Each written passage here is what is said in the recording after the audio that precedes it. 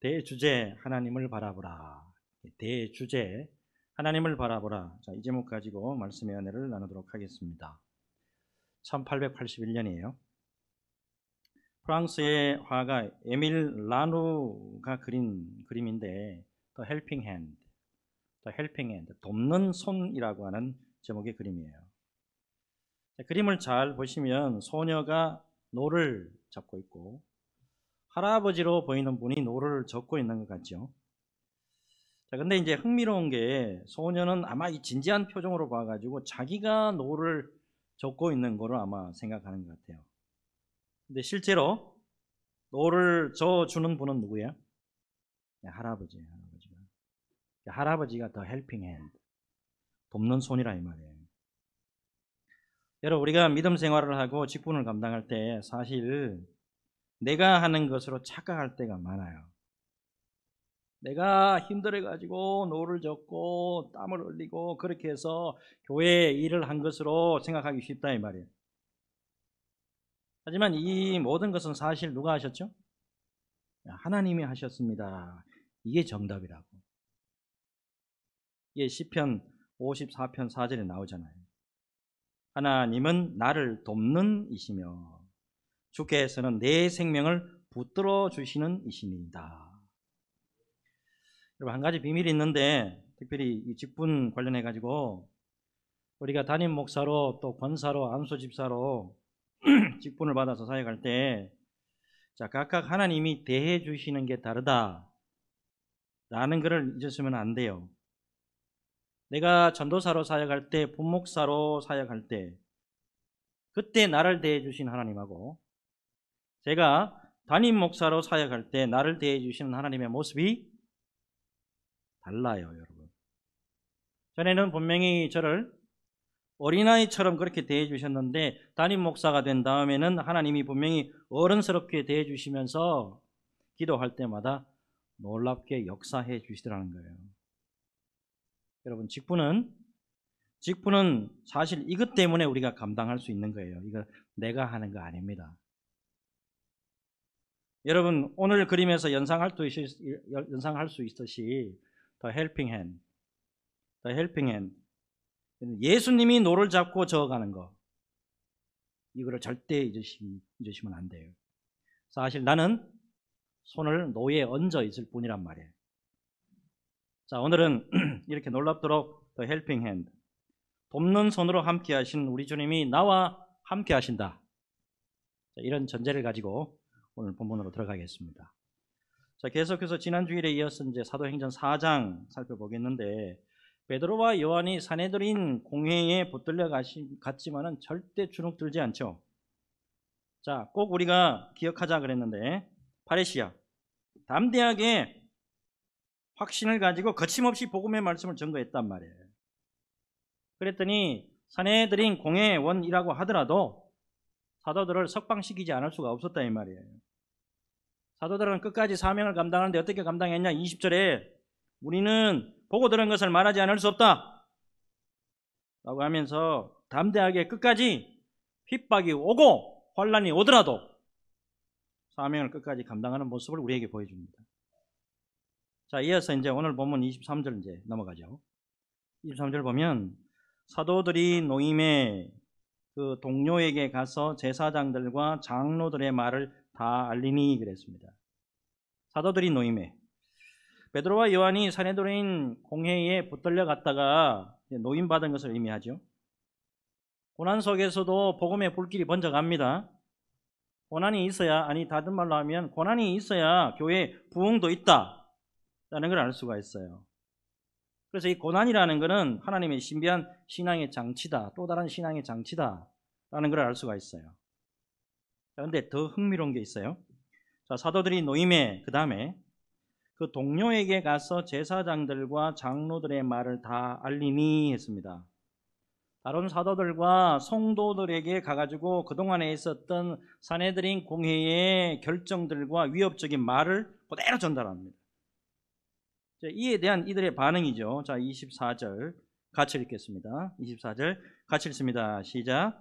그들이 듣고 한 마음으로 하나님께 소리를 높여 이르되 대주제여 천지와 바다와 그 가운데 만물을 지은 이시오. 아멘. 자, 먼저 여기 대주제여 그랬죠. 대주제여라고 부르면서 한마음 한뜻으로 기도하는 모습인데, 대주제. 자, 헬라어로 데스포테스라고 합니다. 이 영어로 하면은 사브린 로드, 모든 주권을 가지신 주님, 모든 주권을 가지신 주님, 이런 뜻이에요. 자, 이 단어가 근데 굉장히 중요한 단어예요. 여러분, 당신은 노예 사회잖아요. 노예는 돈을 주면 마음대로 사고 팔고 할 수가 있더라고요. 근데 일단 돈을 주고 노예를 사면 그 노예는 주인의 소유물이 되는 거예요. 특별히 이때 노예에게는 자신을 값주고 산 주인이 절대 군주가 되는 거예요. 노예에게 내 생각이나 내 입장이 있을 수가 없고 자기 주인보다 더 상위 개념의 사람이 없는 거예요. 무슨 말씀이냐 하면 내 주인이 최고의 군주가 되는 거예요. 자, 오늘 보면 산헤드린 공회가 베드로와 요한을 풀어줬는데 그들의 위협과 협박에 전혀 굴하지 않고 오히려 더욱 일심으로 부르짖죠. 그 부르짖은 한마디가 대주제여, 데스포테스입니다. 이거는 어떤 의미냐 하면 산헤드린 공회가, 아니 로마가 아무리 협박과 위협으로 우리를 누리려고 하지만은 우리는 산헤드린과 로마 황제에 비교할 수 없는 더 절대적인 주인께 속한 인생들이다. 그 주인이 누구냐? 바로 우리가 믿는 하나님이다. 이거 선포하는 거예요. 좀 더 어려운 말로 또 이런 말을 하시는 분이 있더라고.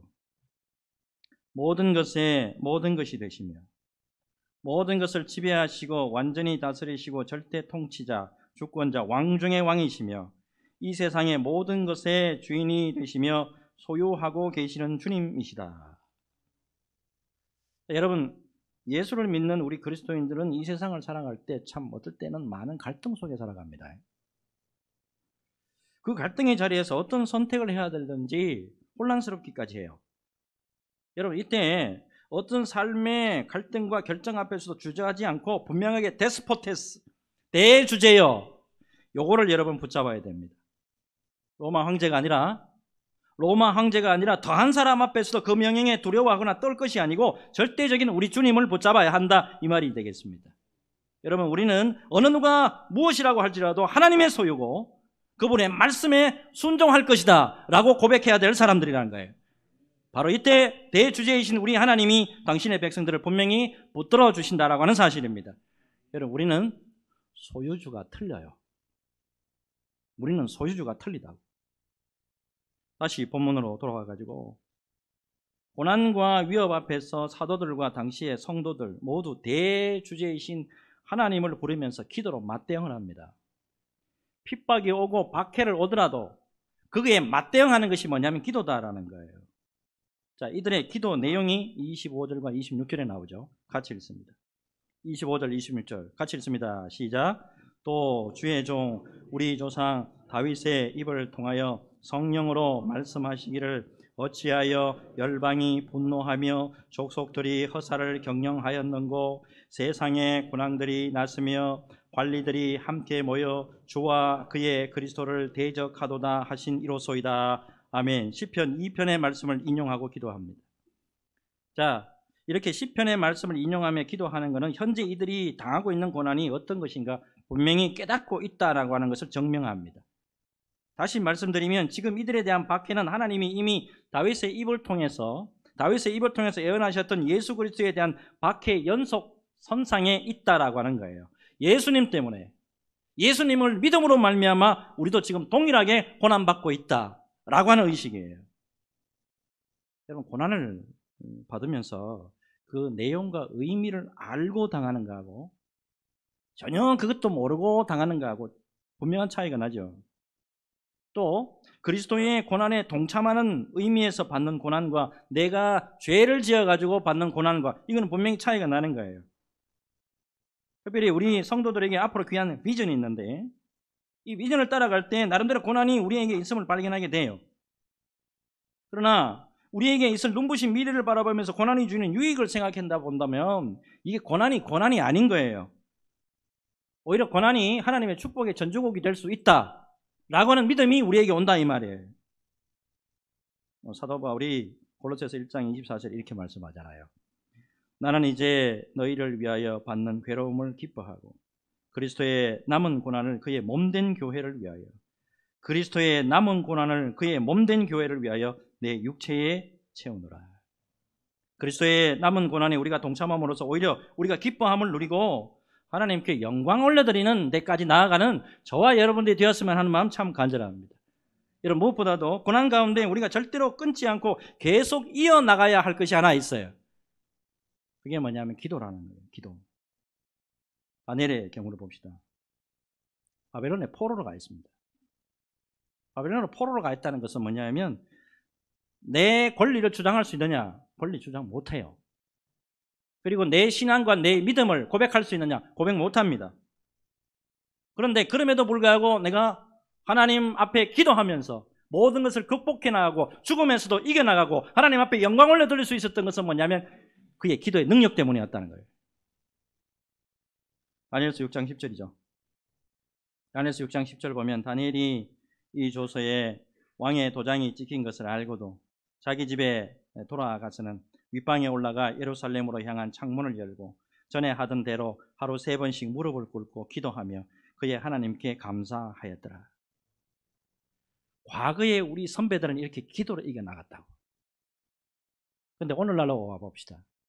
21세기를 살아가는 우리 그리스도인들에게 과연 기도란 어떤 의미가 있는 거예요? 왜 기도하는 거예요? 그럼 기도는 정말이지 상황과 불가능을 뛰어넘는 능력이 있습니까? 이걸 깊이 한번 생각해 보자고. 제가 2016년 2월 28일에 부임을 했습니다. 지금 이 사진은 2019년도에 새가족 초청자 때 찍은 사진이에요. 대체로 보니까 좀 칙칙하죠. 우리가 참 교회 참 많이 바뀌었습니다. 근데 처음에는 참 힘들었습니다. 이런 점이 여간 많았던 게 아니에요. 교회 건물에 문제가 생겨가지고 공사를 해야만 했습니다. 여름에 폭우가 쏟아지면 비가 새가지고 교회 본당에 물이 흥건했어요. 아울러 성도들이 암에 걸리는 등 참 어려움이 많았습니다. 한 번은요, 암이 어떻게 걸렸냐면 7명이 연타석으로 그냥 걸리시더라고요. 우리 성도들이. 무엇보다도 성도들이 그동안에 신앙생활을 하는 가운데 낙심과 실망에 완전히 빠져있고, 제가 가장 힘들었던 게 뭐냐면 목회자에 대한 불신이야. 목회자를 신뢰를 못하는 거예요. 이 모든 것을 뛰어넘고 그래도 오늘날 우리 교회가 소망과 은혜 가운데 있을 수 있었던 것은 바로 기도 때문이었다라고 생각을 해봅니다. 여러분, 무엇보다도 성도들이 새벽마다 그리고 예배 때마다 믿음으로 기도한 결과가 우리 교회가 지금 얼마나 많이 밝아졌어요. 앞으로 더 귀한 소망을 가질 수 있는 줄로 믿습니다. 여러분, 무엇보다도 과거 2000년 전에 우리 신앙의 선배들이 기도를 통해서 소망의 주님을 만났다라고 한다면 오늘날에도 마찬가지예요. 여러분, 언제 소망의 주님을 만날 수 있는 거예요? 여러분, 말씀 많이 강조하시는데 말씀만이 아니고 우리가 드리는 기도 시간에 우리 주님이 우리 성도들과 만나주시는 거예요. 말씀 깊이 새기시고 기도를 통해서 고난을 뛰어넘어가고 기도를 통해서 불가능을 뛰어넘어가고 기도를 통해서 불신을 뛰어넘어가는 믿음의 강자들이 다 되시기를 예수 그리스도 이름으로 축복합니다. 자, 이제 다음 말씀으로 넘어가 보겠는데, 자, 26절에서 27절 말씀에서 우리가 분명히 기억해야 될 게 있습니다. 이거 잘 보셔야 됩니다. 자, 세상의 군왕들이 났으며 관리들이 함께 모여 주와 그의 그리스도를 대적하다 하신 이로소이다. 과연 헤롯과 본디오 빌라도는 이방인과 이스라엘 백성과 합세하여 하나님께서 기름 부으신 거룩한 종 예수를 거슬러 그랬습니다. 여기 잘 보세요. 26절 주와 그의 그리스도를 대적하다 하신 이 나왔고, 27절에 하나님께서 기름 부으신 거룩한 종 예수를 거슬러 했습니다. 자, 먼저 26절에 세상의 군왕 나오죠. 세상의 군왕, 구체적으로 누구를 가리킬까요? 27절에 나오죠. 헤롯, 정확하게는 헤롯 안디바를 말합니다. 그 다음에 26절에 관리들 나오죠. 관리들, 구체적으로 누구를 가리킬까요? 27절에 본디오 빌라도를 가리킵니다. 참고적으로 25절 보면 열방 로마인들을 가리키고 족속들 이스라엘 백성들을 가리킵니다. 예수님을 거슬렀던 이스라엘 백성들. 자, 잘 보십시오. 헤롯, 본디오 빌라도, 로마인들, 이스라엘 백성들은 결국 어떤 사람들이라는 거죠? 오늘 본문에서.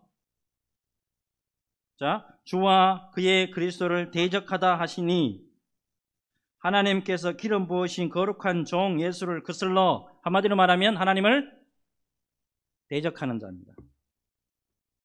여러분, 하나님께서 대적하는 자를 하나님이 어떻게 하실까요? 여러분, 중요한 것은 뭐냐면 하나님의 대적자가 되잖아요. 하나님의 대적자가 되면 살아날 길이 없습니다. 분명히 말씀드리거니와 하나님을 대적하면 비참히 꺾입니다. 헤롯 안디바, 본디오 빌라도, 로마인들, 주님을 거슬렸던 이스라엘 백성들 어떻게 됐죠? 하나님이 다 꺾으셨다고. 16세기 종교개혁자 가운데 존 칼빈, 너무나도 유명한 분이에요. 우리 개혁주의 신학에 있어서 거의 완성의 체계를 갖춘 분이기도 합니다. 근데 이분에게도 대적이 굉장히 많았습니다. 그 중에 대표적인 대적자가 누구냐면 세르베투스라는 사람이에요. 세르베투스. 이 세르베투스라는 사람이 이게 보통 사람이 아니에요. 이 사람이 신학 공부를 했고요. 의사예요. 아주 박학한 그런 지식입니다. 근데 존 칼빈의 신학이 정면으로 대적하죠. 이 세르베투스가요, 성경의 권위는 인정을 해요. 근데 삼위일체 교리를 정면으로 거부합니다. 아울러서 유아세례를 마귀적이다라고 하고 원죄, 선악을 알게 하는 나무의 열매를 따먹는 죄, 원죄를 거부합니다. 무엇보다도 예수님을 하나님의 영원한 아들이 아니고 단순한 인간으로서 하나님이 되었다, 이렇게 주장합니다. 존 칼빈이 안 그래도 지금 신학적으로 굉장히 어려운데 제발 세르베투스, 내가 간곡히 부탁합니다. 이단 사상 버리시고 돌아와 주세요. 간곡히 부탁한다고. 근데 끝내 거부합니다. 하나님의 대적자가 됐어요. 결국에 어떻게 됐냐? 화형으로 사형당합니다. 여러분, 하나님의 대적자는 꺾이게 돼 있어요. 무엇보다도 여러분, 우리는 하나님의 기쁨이요 하나님이 인정하시는 길로만 가야 될 줄로 믿습니다. 자, 그렇다면 하나님이 기뻐하시고 그리고 그분이 인정하시는 길, 다시 말씀드려서 예수님의 고난에 동참하고 순종으로 기도로 살아가는 자들에게 어떤 일이 벌어지느냐. 자, 29절에서 31절의 말씀 같이 읽습니다. 29절에서 31절 같이 읽습니다. 시작. 주여, 이제도 그들의 위협함을 굽어 보시옵고 또 종들로 하여금 담대히 하나님의 말씀을 전하게 하여 주시오며 손을 내밀어 병을 낫게 하시옵고 표적과 기사가 거룩한 종 예수의 이름으로 이루어지게 하옵소서 하더라. 빌기를 다함에 모인 것이 진동하더니 무리가 다 성령이 충만하여 담대히 하나님의 말씀을 전하니라. 아멘. 31절 보면 빌기를 다함에 모인 것이 진동하더니 무리가 다 성령이 충만하여 담대히 하나님의 말씀을 전하니라 그랬습니다. 하나님께서 사명을 잘 감당할 수 있도록 성령의 충만과 능력으로 함께 해주시는 것을 볼 수가 있습니다. 여러분, 믿음의 길을 가면서 하나님이 기뻐하시는 길이고 하나님이 인정하시는 길로만 가시기를 바랍니다.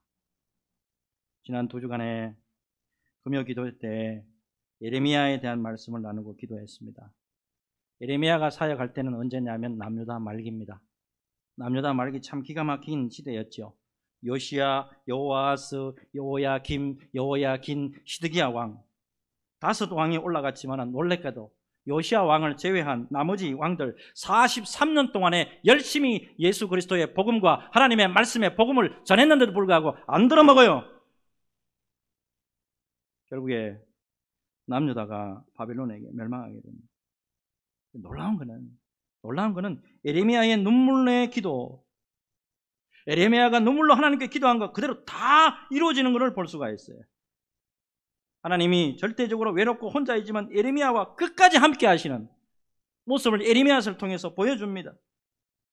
죄악의 상태라고 할지라도 하나님만을 바라보고 당신이 기뻐하시는 길, 당신이 인정하시는 길로 갈 때 하나님이 바로 그 사람과 함께 하시고 그 사람의 기도와 말대로 이루어 주신다라고 하는 사실이에요. 말씀 깊이 새기시고 내 평생에 오로지 주님의 기쁨과 그분이 인정하시는 길로만 가겠습니다. 결단하는 저와 여러분 되시기를 예수님의 이름으로 축복합니다. 자, 이제 마지막으로 32절에서 35절 보는데 마지막 힘을 내서 같이 읽겠습니다. 같이 읽습니다. 시작. 믿는 무리가 한 마음과 한 뜻이 되어 모든 물건을 서로 통용하고 자기 재물을 조금이라도 자기 것이라 하는 이가 하나도 없더라. 사도들이 큰 권능으로 주 예수의 부활을 증언하니 무리가 큰 은혜를 받아 그 중에 가난한 사람이 없으니 이는 밭과 집 있는 자는 팔아 그 판 것의 값을 가져다가 사도들의 발 앞에 두매 그들이 각 사람의 필요를 따라 나누어 줌이라. 아멘. 예루살렘 교회에 어려움이 없었느냐? 어려움이 있었습니다. 그러나 기도와 충만한 성령 충만한 가운데 교회 안에 아름다운 모습이 나타납니다. 성도들이 자기 재물을 조금이라도 내 것이라고 여기지 않고 서로 통용할 정도로 놀라운 긴밀한 공동체가 돼가요. 사도들이 큰 권능으로 예수님의 부활을 증거했고 그로 인해서 은혜 받아가지고 놀라운 일들이 교회 안에서 벌어지는 것을 우리에게 보여줍니다. 당시에 밭과 집이 있는 사람들은 상위 한 10%의 아내들은 부자랐대요. 근데 이들이 그거를 팔아가지고 사도들에게 다 맡겨가지고 다 나눠줘가지고 교회 안에 가난한 사람이 없었다, 이렇게 표현하고 있다 이 말이에요. 세상 질서를 뛰어넘어요. 교회가 세상 질서를 뛰어넘고 상상하기 어려운 귀한 모습을 우리에게 그 당시에 초대교회 성도들이 우리에게 보여주고 있어요. 여러분, 특별히 오늘 제가 좀 말씀드리고자 하는 것이 32절에 있습니다. 32절 다시 보시면 믿는 무리가 한 마음과 한 뜻이 되어 그랬어요. 믿는 무리가 한 마음과 한 뜻이 돼요. 여러분, 우리 교회가 상당히 이전보다는 안정되고 은혜롭게 모든 부분에서 잘 세워져 가고 있어요. 그동안 성도님들이 한 마음과 한 뜻이 되어서 기도하고 고난을 잘 참아준 결과라고 저는 그렇게 믿습니다.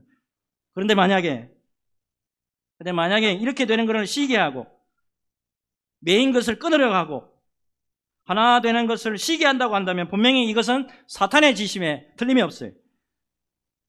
여러분, 질문 드려봅니다. 사탄이 우리 교회를 흔들고 하나 되게 하는 것을 방해한다면 여러분 어떻게 하시겠어요? 지금부터 31년 전입니다. 1993년 어느 날입니다. 서울의 어느 여자 목사님이 교회에 말할 수 없는 어려움과 고난을 경험하고 교회가 완전히 깨지는 것을 경험합니다.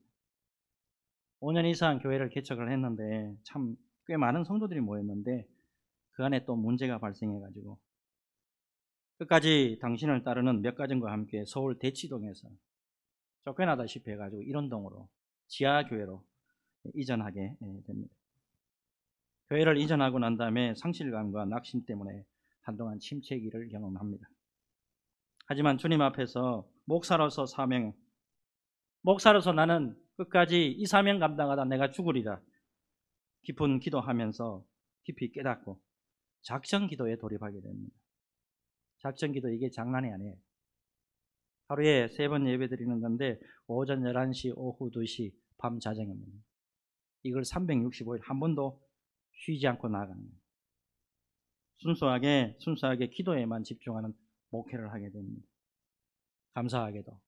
감사하게도 순수하게 기도에 헌신하는 동역자들이 하나둘 모이기 시작을 해서 서서히 교회가 회복되기 시작합니다. 지하 건물 100평을 얻어가지고 시작한 교회가 3년 만에 100여 명의 성도가 되고 교회에 속해 있는 그 건물 전체를 다 사용하게 됩니다. 베트남과 볼리비아 등 선교사를 파송하게 됐고 국내 20군데에 이르는 기도원과 교회를 설립하게 됩니다. 당시 모여있던 성도들과 한 마음과 한 뜻으로 오로지 주님이 기뻐하시는 복음 전파, 선교, 기도원과 교회 세운 일에 집중합니다. 제가 옆에서 그거 다 봤어요. 하나님이 물질 퍼부어 주더라고. 기도하는 사람들 보내주시더라고. 어느 구석에서 있는지 그거 어떻게 알고, 기도하는 사람들 하나님이 보내주시고 영적으로 풍성하게 채워지는 거 다 봤어요. 근데 그 안에 이 모든 것을 깨트리려고 사탄이 역사하는 것도 제가 봤어요. 주위 사람들을 선동하고 없는 거 지어내가지고 교회 어지럽게 만들고 목사에게 대적하고. 분명히 말씀드리거니와 그렇게 쓰임받았던 사람들 모두 비참함과 철두철미하게 하나님 앞에 징계받는 거 봤습니다. 그 징계가 놀라운 거는 당사자만 징계받는 게 아니더라고. 자녀들까지 무너지는 거 다 봤어요. 저는 제 어머니에게서 목회 배웠는데요, 순수하게 엎드려 기도하는 그 자세 배워왔습니다.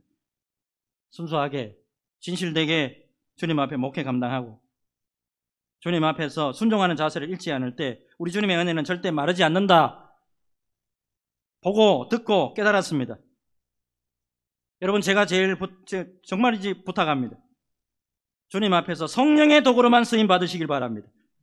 우리 주님의 교회에 덕을 끼치고 주님의 교회에 영광이 되는 일에만 모두가 쓰임 받는 그런 은혜가 넘쳤으면 하는 마음 간절합니다.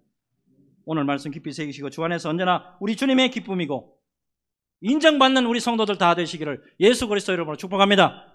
축복합니다. 우리 같이 기도하겠습니다. 대주제여, 대주제여, 우리 모든 성도들을 예수님의 이름으로 하나 되게 하옵시고, 주여, 우리에게 초대교회 사도들과 성도들에게 임한 강력한 성령 충만을 허락하여 주셔서 우리 일생에 주어진 사명 잘 감당하고 교회를 아름답게 세워나가는데 존귀하게 쓰임받을 수 있도록 은혜 내려 주시옵소서. 사탄이 우리의 메인 것을 끊으려 하고 하나 되게 하는 것을 방해하려 합니다.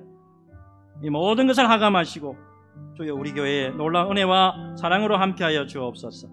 오늘 말씀 기억하시고 말씀 생각하시면서 우리 간절하게 주님 앞에 기도 올리겠습니다. 같이 기도하겠습니다. 주님